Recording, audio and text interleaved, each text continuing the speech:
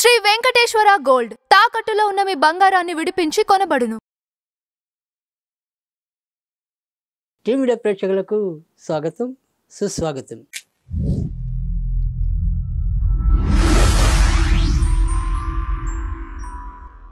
దినదర్శిని కార్యక్రమంలో ఈరోజు జూన్ 25వ తారీఖు బుధవారం. ఈరోజు మరి పంచాంగ వివరాలు ఏంటి, ఈరోజుకున్న ప్రాధాన్యత ఏంటి, ఈరోజు మనం ఆచరించవలసిన పరిహారాలు ఏంటి తదితర వివరాలన్నింటినీ మీకు తెలియజేసేదే ఈ దినదర్శిని నిత్య పరిహారాల కార్యక్రమం. ఇక ఈరోజు విశేషాల్లోకి వస్తే కనుక సూర్యోదయం ఉదయం 5:47 సూర్యాస్తమం సాయంకాలం 6:50 చంద్రోదయం. ఈరోజు మరి అమావాస్య కనుక చంద్రోదయం అనేది ఉండదు. ఇక చంద్ర అస్తమయంలోకి వచ్చేప్పటికీ సాయంకాలం 7:06 వరకు ఉంటుంది. ఇక ఈరోజు మనకి జ్యేష్ఠ మాసంలో చివరి రోజైన అమావాస్య తిథి. ఈరోజు మరి కొంతమంది వట సావిత్రి వ్రతాన్ని కూడా ఆచరించడం అనేది ఉంటుంది. ఈరోజు అమావాస్య అనేది మధ్యాహ్నం 4:01 వరకు ఉంటుంది. తదనంతరం ఆషాఢ శుక్ల పాడ్యమి ప్రారంభం అవుతుంది, అంటే ఆషాఢ మాసం ప్రారంభం కానుంది. ఇక నక్షత్రంలోకి వచ్చేప్పటికీ మృగశిర నక్షత్రం ఉదయం 10:40 వరకు ఉంటుంది. తదనంతరం ఆరుద్ర నక్షత్రం వస్తుంది. ఇక ఈరోజు మరి మంచి కాలాల్లోకి వచ్చేప్పటికీ అభిజిత్ లగ్నం అనేది బుధవారం నాడు ఉండదు కనుక బుధవారం నాడు అభిజిత్ లగ్నం లేదు. ఇక అమృత గడియలు విషయానికి వస్తే ఈరోజు మనకి పెద్దగా అమృత గడియలు ఉపయుక్తంగా ఉండవు. ఎందుకంటే ఈరోజు మనకి రాత్రి 11:34 వచ్చి అర్ధరాత్రి 1:02 సమాప్తం అవుతుంది. కనుక ఈరోజు పెద్దగా ఎవరైనా ప్రత్యేకంగా అర్ధరాత్రి చేయగలిగిన వారికి మాత్రం తప్ప మిగతా వారికి పెద్దగా అనుభవంలోకి ఉపయోగంలోకి ఈ అమృత గడియలు రావు. అభిజిత్ లగ్నం అనేది ఎలాగూ ఉండదు. ఇంకా ఉన్నదల్లా ఏవైతే మరి రాహుకాలం ఇలాంటి చెడు గడియలు ఏవైతే ఉంటాయో వాటి గురించి ఒక్కసారి. వర్జం అనేది సాయంకాలం 6:24 వరకు ఉంటుంది. క్షమించండి, 6:24 ప్రారంభమై రాత్రి 7:53 వరకు కొనసాగుతుంది. దుర్ముహూర్తం ఉదయం 11:52 ప్రారంభమై మధ్యాహ్నం 12:45 వరకు కొనసాగుతుంది. రాహుకాలం మధ్యాహ్నం 12:18 ప్రారంభమై 1:55 ముగినుంది. ఇక ఈరోజు మనకి పెద్దగా చెప్పుకోదగిన యోగాలు అనేవి లేవు.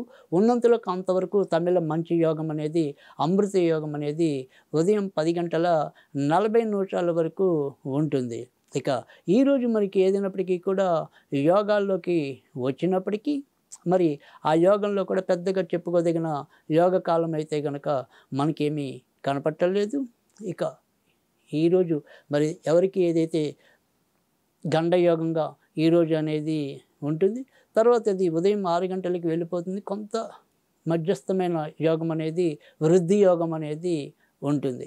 ఇక ఇప్పుడు మరి మిగతా విశేషాల్లోకి వస్తే కనుక ఇందాక ఏదైతే మరి ఈ యొక్క నక్షత్రం మనం మృగశిర నక్షత్రం ఉదయం 10:40 వరకు ఉందన్నాం కనుక ఈ 10:40 వరకు ఇప్పుడు నేను ఏవైతే చెప్తానో ఆ నక్షత్రాల వారికి 10:40 వరకు బాగుంటుంది. మిగతా నక్షత్రాల వారికి ఆ తర్వాత తారాబలం అనుకూలంగా ఉంటుందనేది అర్థం. ఇప్పుడు మరి మేషరాశిలోకి వచ్చేప్పటికీ ఏదైతే భరణి నక్షత్రం ఉందో వారికి 10:40 వరకు, వృషభ రాశిలో రోహిణి నక్షత్రం వారికి 10:40 వరకు, ఇక తర్వాత వచ్చేప్పటికీ ఏదైతే మిథున రాశి ఉందో మిథున రాశిలో ఆరుద్ర పునర్వసు నక్షత్రాల వారికి 10 గంటల 40 నిమిషాల వరకు. కర్కాటక రాశి వారికి ఆశ్లేష, దానికి ఏదైతే పునర్వసు నక్షత్రం ఉందో 4వ పాదం 10 గంటల 40 నిమిషాల వరకు. సింహరాశిలో పుబ్బ నక్షత్రం వారికి 10 గంటల 40 నిమిషాల వరకు. కన్యారాశిలో హస్త నక్షత్రం వారికి 10 గంటల 40 నిమిషాల వరకు. తులారాశిలో విశాఖ స్వాతి నక్షత్రాల వారికి 10 గంటల 40 నిమిషాల వరకు. వృశ్చిక రాశిలో జ్యేష్ఠ నక్షత్రం వారికి, విశాఖ నక్షత్రం వారికి 10 గంటల 40 నిమిషాల వరకు. ధనుర్రాశిలో పూర్వాషాఢ నక్షత్రం వారికి 10 గంటల 40 నిమిషాల వరకు. మకర రాశిలో శ్రవణ నక్షత్రం వారికి 10 గంటల 40 నిమిషాల వరకు. కుంభరాశిలో శతభిష నక్షత్రం, పూర్వభద్ర నక్షత్రాల వారికి 10 గంటల 40 నిమిషాల వరకు. మీనరాశిలో రేవతి నక్షత్రం, పూర్వభద్ర 4వ పాదం వారికి 10 గంటల 40 నిమిషాల వరకు. ఈరోజు తారాబలం అనుకూలకంగా ఉంటుంది.